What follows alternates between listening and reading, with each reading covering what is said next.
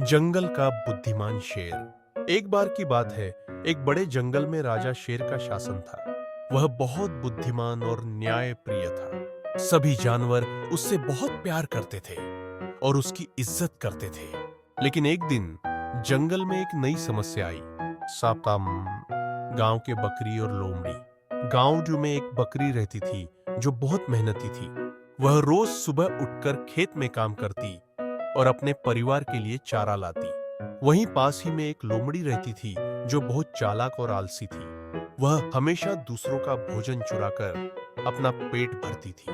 मैं लोमड़ी का फरेब। एक दिन लोमड़ी ने बकरी को धोखा देने की योजना बनाई। उसने बकरी से कहा, तुम्हारे खेत के पास एक बहुत बड़ा खजाना है जिसे मैं जानती हूं। अगर तुम मेरे साथ चलो तो हम उसे पा सकते हैं।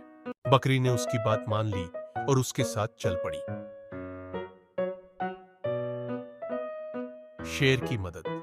जब वे दोनों खजाने की खोज में गहरे जंगल में पहुंचे तो लोमड़ी ने बकरी को एक गड्ढे में धकेल दिया और भागने लगी। बकरी मदद के लिए चिल्लाई।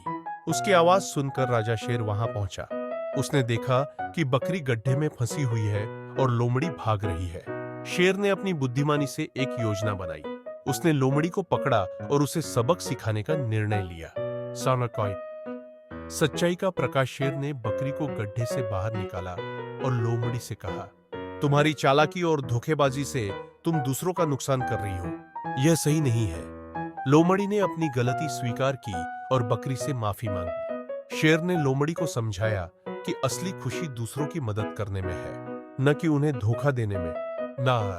नैतिक इस कहानी से हमें यह सीख मिलती है कि हमें ईमानदारी और मेहनत से ही सफलता मिलती है। दूसरों को धोखा देने से हमें कभी खुशी नहीं मिलती।